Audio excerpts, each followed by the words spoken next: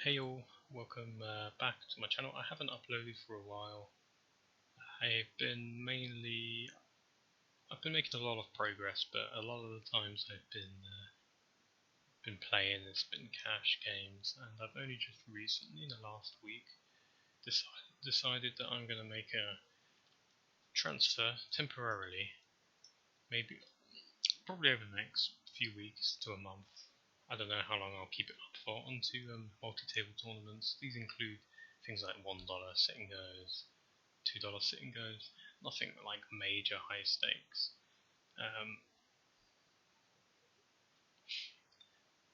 Before I return back to cash, I'm finally out of the micro stakes. I'm now into the low stakes. It took a very long time to get there. One of the biggest leaks I've had as a player has just been fear, absolute just fear of moving up. So yeah, it's also going well in the MTT world. The low stakes, the micro stake MTTs are very soft. If I wanted to, I could probably take a little bit more of a risk, but I really want to try and get down a lot of concepts and try to improve my game, and obviously my bankroll before I go, into the sort of low stake buy-ins in MTTs. But there's quite a lot coming up. Micro Millions it's begun. I'm going to be grinding that over the next week. I did have an actual tournament win on Party Poker yesterday or the day before, 2 days ago. I didn't really play yesterday that much. I got $200 with Micro Gladiator. That was 9-10 hours of grinding.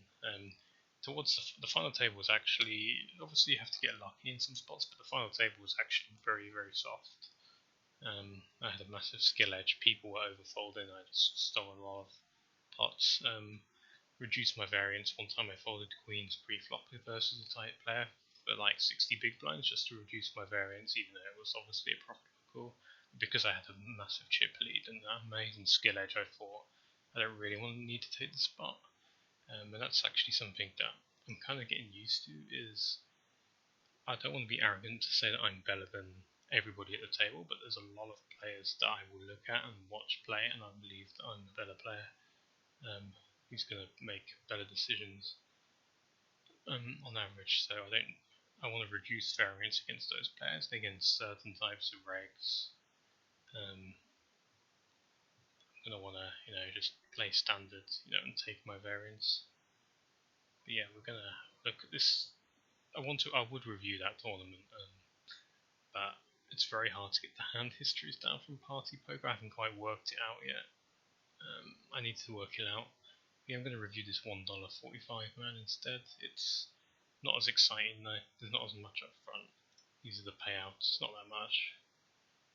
But they're soft. They're pretty soft, and you learn all of the good concepts that you need to be a good tournament player. So yeah, we're just going to go through.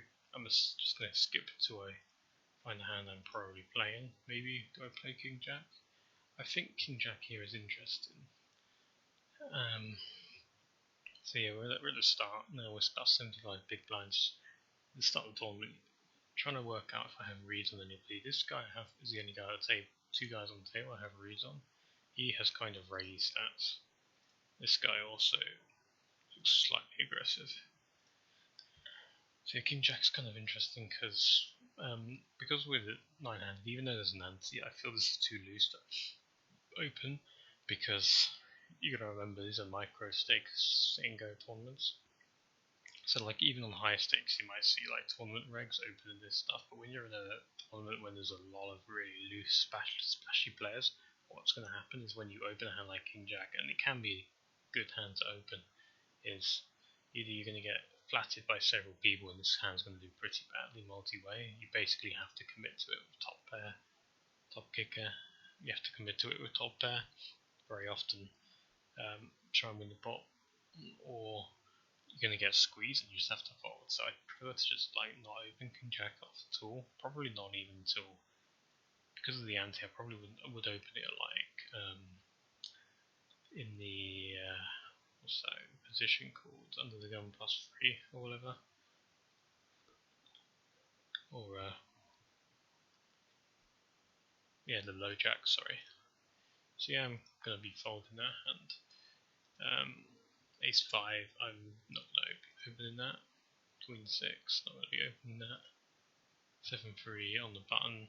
It's an interesting spot. I heard Charlie Carell talk about like you could open any 2 profitably, potentially, if you have a big post flop edge.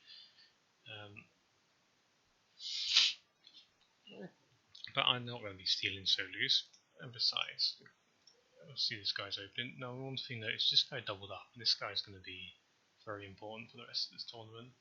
So it's probably worth looking at what he did to double up. Yeah, so it was this Queen 6 hand. So he raised, call, so I fold in the big blind. Queen 6 off, kind of. Problem with Queen 6 off is it doesn't have good multi-way playability, even though having a very good price. There's the potential that any one of these flatters has a dominating queen. So it's kind of one of those things where you don't really feel comfortable calling multiple streets. So instant donk, cool, flop donk, then jam, cool, and he has jack 10, and this guy has ace 5. Yeah, so this is pretty typical. Imagine if I'd had queen 6 off here and I faced this action. I would, I'd be in a really tough spot. It's obviously easy when you know their cards. You just be like, oh well, he has a 5 and this guy has a 10, I have the best hand, I'm going to jam my queen. But then this guy might call me, and then on the flop you can't really play poker like that. So yeah, it's obviously quite obvious, like this guy, he's opening super loose from early position, junk aces. He's not folding anything on the flop to a pot size donk lead, fair enough. So it's kind of like an indication of sort of games we're on. So 9-8 is a hand I can definitely play now that we've got some deep stacks. I actually remember folding this hand and regretting it, but so this is a spot where I've got to think a little bit more in terms of just big blinds. Now, it does suck that I'm not on the button, but I have to look at the players behind me. So far the indication is this guy's been kind of tight, so he's not the type of person I think he's going to like squeeze his hand like ace 5 suited against me on the button. He's probably more likely to flat. This guy's been kind of tight, this guy's an unknown, no indication, but he's in the big blind, so he's probably more obligated to flat. So actually for 73 big blinds, even though he 3x's it, I will most likely, with the exception, unless this guy comes in, I will most likely be in position post flop, and I will, and I'm only investing a small percentage of my stack here to see a flop in a hand that plays very well multi-way. I guess I don't know why I folded this. I guess my logic was that these guys are just gonna like bet really large with any made hand, which put them under pressure. But I don't really. I'm sorry, having some coffee. I don't really think that's a good like way of thinking. Like we can just play our position and post pot odds and make good decisions. So it was a very nitty fold. I really don't like this fold, not just because of the flop, but because of how my hand's going to perform in this multi-way situation, which is probably going to go 4-way to the flop. But if I put my money in, we're going to have a flop at 234. If big blind peels, then we're going to have a pot of 274 up at 60, and our hand's going to play well in this situation. We're going to be in position to. We do have a chance to steal the pot if we miss completely and everybody else is missing. So some good things can happen if I have flat. Plus, I'm really unlikely to be squeezed, so should be a flat. I don't flat, so yep. Then this board comes out, 10-7 deuce, dry. So what I would do in this situation, assuming that he c-bets the same size in position against him, you could c-bet a very wide range of hands potentially, because I've seen him open ace 5 off. Is obviously with my open-ended draw, I would play my hand as a call, and especially if this guy comes in the pot. No point in raising here. We just play our pot odds, hope to hit, and then we would have hit the turn, and then this would be a spot we'd be licking our lips. We'd probably raise this for value, like 450, then jam the river. So yeah, there's one of those spots where you get punished for being too tight. I mean, a lot of the time you will just fold the open, and we'll just have to fold the flop because you don't pick up anything, but it's still going to be profitable.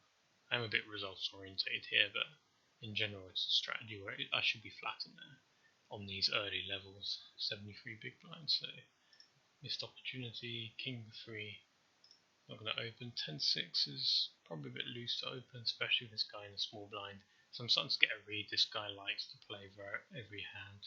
He's very loose, he's very splashy. So it makes stealing a lot less on tighter tables. Yeah, obviously I'm not calling this. On tighter tables I'm going to be doing things. So yeah, watching the pots that I'm not in is giving me an indication of what sort of like players. Like this guy opening under the gun.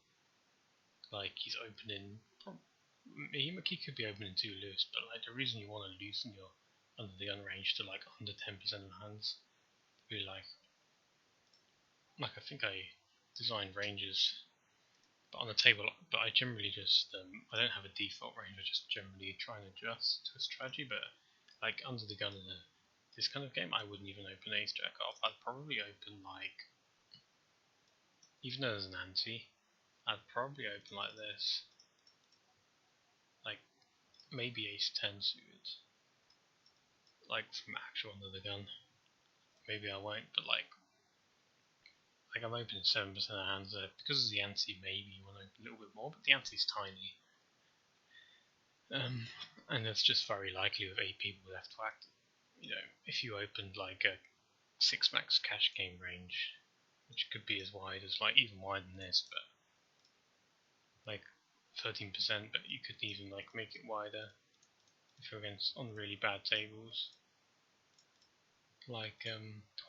Like you're just gonna get destroyed. Just ain't gonna happen. And like you can see those sort of things. This guy's donking whenever he has something. He's getting a lot of folds. To be fair, whatever the fuck he's doing is working, which is interesting. At least at this point. But for me, my strategy is play tight. We're going to try and build a stack of good opportunities. Wait for a good hand. Value bet aggressively against these sort of players that are doing that strategy. And if not, I can wait till the bubble. Pick my spots basically. They're going to come 7-6. Again, this is just too loose, as we talked about. Now I could limp here potentially. I could open small too, maybe, because what I'm noticing is these 3 might be tighter, so they're not going to raise me unless they have a big hand, like top 5% range. This guy and this guy definitely more splashy. This guy's a reg, so I don't really know what he's going to do. So there's a potential that I could open this or limp, but I fold, which is kind of the tight play.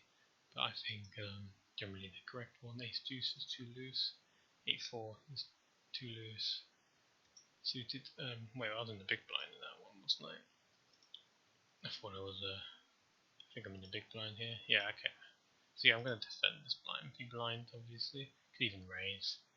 If I was feeling frisky, but wasn't really cool. So yeah, we pick up the flush draw. So when he checks, it's obviously with a hand like this, no showdown value, but we do improve quite a lot.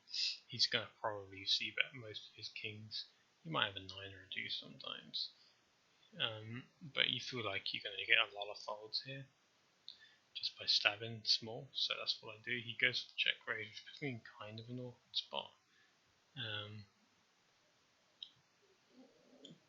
So yeah, I mean I'm going to call, obviously I get the amazing price, he checks. So here I have a decision. Do I aim to realise my equity or do I bluff?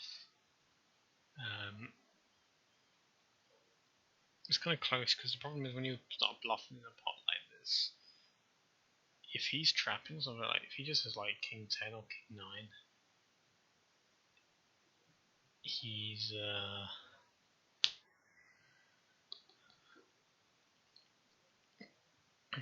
going to jam on me and I'm never going to realise my equity. At the same time, I can make him fold total random give ups. Like, if I just have like Jack, if he just has Jack 10 here, he's gonna fold if I bet big enough, like half pot. He just doesn't have the equity to call Jack 10, does he? Actually, he does have the equity because there's a 7 on the turn. Gives him a double. So yeah, he does. He can call Jack 10 for a half pot. I'd have to bet bigger. Maybe if he has like a complete random bluff, then I can make him fold like ace 4 off or something stupid. But there's a good chance he has some of like aces. He could have queens, jacks, maybe. I think I prefer realizing my equity in this spot and then seeing if he checks me on the river, and then I can turn my hand into a bluff. It seems to be the best line, because if he checks me on the river, he probably doesn't have a value hand. If he bets, he could still have a bluff, but I wouldn't like want to do any crazy shit. So I prefer the check, and that's what I do. And then the ace comes on the river, he bets, and I'm just gonna have to fold.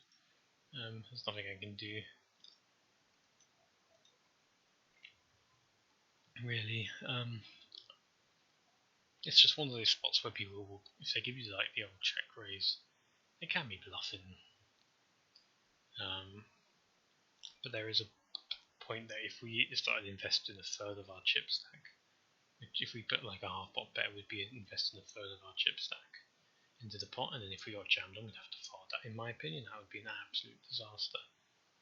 I want to really like reduce the variance at this pot because I still have 1200 chips now. That's more than enough chips. When you think about like the total chip stacks in the tournaments of 45 man, we each get 1500 chips. 67,000 chips. So like losing a pot of this size is kind of meaningless at this stage. Like we're going to get to points in later in the tournament, even if we only have like 1,000 chips, like we're just going to be jamming and we're going to be picking up like decent pots just by jamming and making people fold. And then there's also, if we can build a stack, we can also bully the bubble. The problem, I haven't been able to bully the bubble as much in these 45 mans, because what I find is some people just have no concept of ICM. They just don't care. I've seen people in second place in chips that bust out the tournament on the bubble with like top pair against a big stack, even though like there's a guy who's got like 5 big blinds. I've seen some like play that I would say is not ICM approved.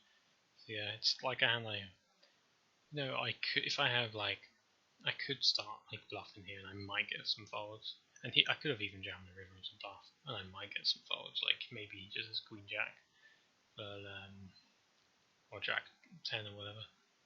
But I just don't think like it's worth it putting all my money in just to win a small pot at this point in the tournament.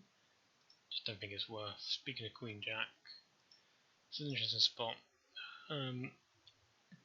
That's what I find in these kind of spots is I used to just fold as a default, but when I think about this guy's potential button opening range, I think, and this guy's been unlikely to squeeze me, I think like this guy might try and steal like kind of wide, like he might have a steal range like this, like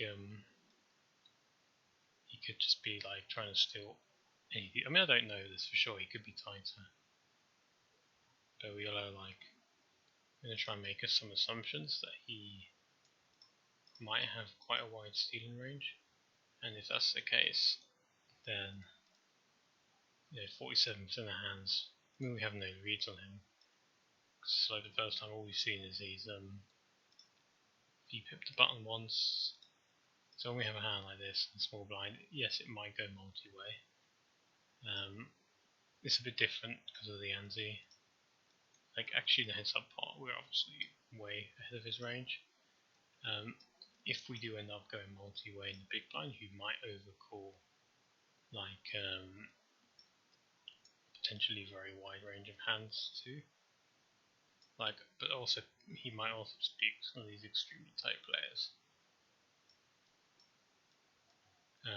Like he should probably overcall every suited hand here, and like maybe some of the weaker pairs, and maybe he should raise some of the other pairs. If I'm in his position, I probably would raise quite a lot of hands, but like a lot of people are just preferring to flat these hands rather than raise them. Even nines, like a lot of these hands I'm probably raising, but I think a lot of people are just like flatting these hands very often. Like even if we have him complete, we're gonna still have like a decent amount of equity. So when I do go for the flat here, he even folds, which tells me he's not probably had a weaker junk, but like it's all about the person in the big blind though, because if this guy's like opening and I have queen jack off and the big blind's an aggressive player, then I'm probably more likely to fold. But because we have the ante in play, I want to be like defending like things like, so like some of my suited connectors, suited aces, things like offsuit broadways, king queen, queen jack, jack 10, all that stuff. I'm gonna build quite a wide flatting range here, that I wouldn't in a cash game, simply because of the 32 chips in the middle already, plus the fact that he is on the button. If this is an early position open, I probably would lean towards folding, but button open, definitely calling. We flop top pair, we check, he checks. He's already done this blind v blind, but he did a check raise. Ace on the turn. So yeah, we're going to check, but we're going to check call because we've already seen him play the hand where he check raised, then he tried to rep an ace on the river, or a two pair. So obviously I'm not going to fold here to one bet. Like we still think he can have a wide range. So he has half pot, obviously very clear call. We don't want to lean on him on the ace, because we don't know if he calls, we wouldn't know where we are at. So it's best just check call, let him bluff if he has a bluff. And so I go for the call, and then if diamonds on the river. So this is a good card because I could conceivably check like something like say 9, let's just say 8-7 of diamonds, or king 7 of diamonds, something like that. And so when this card comes, I like to hesitate for a few seconds and then check like I'm considering the bet, and then see if he's going to pull the trigger. And yeah, he has 9-6, so obviously the fact that this is enough. You see how our hand is performing though, even in a multi-way situation with 34% edge, roughly it's going to be, so just even the equity realization is not going to be great because it's a tournament, people are a bit more passive. It's not going to be as bad as in the cash game. So yeah, I think these kind of hands really want to be flat in a range, something like this. Probably even king queen. I might, against certain people, I'll probably be raising these hands sometimes, just mixing them as a flat. Kind of probably stuff like this kind of range. I'm probably going to be flatting. And probably not the weaker suited connectors. 41 big blinds. Like something like this. I'll build some kind of flatting range here. They're still going to have a decent equity in this spot because of the ante. And then yeah, he did have a bluff, so we do pick that one up. And because we did put 9-6 in his range, but because he's opening 9-6, it's an indication that he's open in the spot, probably with at least 40 to 50% of hands. At least 40% hands he's going to be trying to steal. So that's a good read to have on this guy. So yeah, 10-7 off on the button. I think because these guys have shown themselves to be slightly passive, I mean he's a bit more of a reg, but this guy's shown himself to be passive, I think I would actually steal this if I had the chance. Let's see if I do. No, this guy forgets it. It's always interesting to watch how this guy's playing poker though. There's some dynamics going on with this guy and this guy by the look of it. This guy's short, so he could jam quite often too. sometimes it's good to watch these other pots now. It's a mistake people make is they only focus on what they're doing. Like you need to look on the table in these types of MTTs and get your reads on players, like how they play hands, how other players react to them. So that guy is enough of his bullshit. Give him the old check raise. He can have 8s and 7s here, quite a lot of flat behind that. Probably not like King 8 and King 7, probably a bit loose for him to have a flat. But this guy is kind of loose too. He could also just have King Queen, King Jack, and just be like, fuck this guy, he's opening way too wide. If he's got a hand like King 10, King 9, 9 8, 7 6, 7 5, 8 7, Ace 8, Jack 8, all that stuff. He's just going to call me, so I'm going to get my value of my King too. So yeah, I like it. More 3x in. Obviously it's fold. I could potentially peel a hand like Jack 9, but when we get to about 50 big blinds, I'm thinking I probably don't want to peel too much against the 3x. Just my pot odds are just worse. Like I guess probably like Jack 10 suited that would peel, but I think it's just too weak. Queen 8. So yeah, it's an interesting decision. It's because of this thing. On a tight table, if this guy wasn't in the big blind and it was, say, this guy in the big blind, I would probably open this, like 42 small, get some get on, because this guy is very likely to call, and there's a chance that some of these other guys are going to peel, which also might indicate this guy to squeeze. I'm going to not open this hand, I think, would be the best strategy, and yeah, I don't. This guy's going for it. So let's have a look. Yeah, he just donks and he instant mugs it. Kind of stuff. 10-5 I'm not going to open. Queen 8 off I will not open. Oversuit. 9-8 off from under the gun. Not going to open. A7 in the big blind. Probably playing this. Likely blind, so yeah. I haven't seen what this guy has done already. I could play this hand as a raise. Make it about 160. 170, because I've seen this guy raise quite a wide range, but also a7 is just got good playability.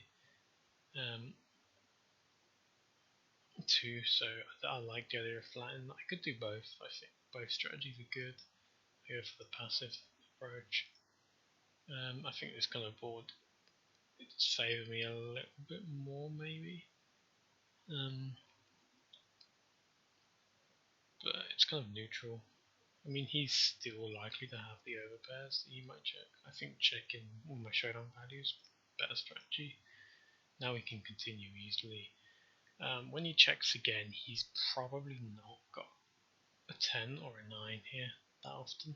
He might have a 4 or ace high. I do have the spades. I can also have a 9 here, although I'm probably more likely to bet a 9 on the flop. But you got to remember that this guy has check raised me once in this spot, so I might be a bit more cautious with some of my hands. Obviously, I'll be value betting a 10 on the flop always. And if I had something without showdown value, like 8-7 kind of hand, it's 8-5, 7-5, kind of with backdoor flush, I might start bluffing the flop. But yeah, I think in this spot, we're gonna go for a small stab. We could also, I think, going bigger makes sense. If we want to rep the 9, we should bet 100 or something. I think that's exactly what we do. So yeah, this is a spot where I don't think he's going to raise me because he's checked me twice, so it's very hard for him to actually have a value hand here. So yeah, he folds. It's probably a spot where we're against some king jacks or you think king jack at least bet the turn or call this bet, but a lot of ace high in his range, weak ace highs, maybe hands like 4s, no not 4s, 3s, I don't know. I think that would call at least one street though. Probably ace high or a king high that I made fold. King 6 if clubs or something, but yeah. I think it makes sense because if I do hit this river, I want to be value betting. If he does have a 4 or 3 or something. But then when people also play insanely tight too. So when I do bet 100 here, you might be like, well, he just has a 9, and then fold pocket freeze, which should be a call. If he's going to check to freeze twice into me on this board, he should definitely be calling the turn. Not an interest. Tool king 5. Blind v blind, I might limp or open against this guy. This guy being tight, I'll probably open king 5 here. Yeah, 2.5x, get the walk. It's like adjust your opponents. If I think my opponent's a certain type of player, I might not open here. More aggressive he is, I probably wouldn't open. If he's like very loose passive, he's going to call my open a lot. I'm probably going to limp, kind of things. Against an aggressive player, if I tighten my opening range up, it'd mean by default I can continue more often post flop, and I can also add some bluffs post if I want to, but I probably wouldn't, just because you never know if they're going to be a guy like this where you just have no fold equity pre-flop. 7-9. So here, haven't seen how this guy's been playing. Like, this is just about like pure reads. Like as a default here, 50 big blinds or 35 big blinds effective as a default. I'm just folding. Like we're a little too short for me to be calling for implied odds, but I like the idea. This guy's been folding when everybody else opens the pot, right? That's what we've seen a lot, apart from in the big blind. But we saw him try and steal 9-6 suited from the button. He's kind of running low on chips. So I think there's a chance that he's desperate to try and build his stack up, and that he's still trying to steal from the cutoff quite wide. Maybe not 50%, but I still think he can have a range of 20 to 30% of hands. So I like a small free bet here. Make him fold out pre-flop with like his junk steals like Jack 10 off, Queen egg, Jack off, stuff like that. Ace X, Ace 8 off, Ace 7 off, stuff like that. And then we got we got a good hand that plays well post flop in position. We knock the blinds out. I think this is a good spot to free, but I think I go for it from memory here. Size in, make it a little less than 3x. I guess because I'm bluffing, I want him to not continue as much. Obviously in the cash game this would be small, but on these stacks this would be quite a large big free bet on these stacks because he has to call. Put quite a lot of his stack in there pre-flop just to see a flop out of position to a guy representing strong range, and you gotta get that one through. So yeah, basically most of my chips have come from exploiting the tight players. Or this guy who's opening quite wide trying to steal, and me noticing that, and this guy who's folding way too much. That's where my stack's coming from so far.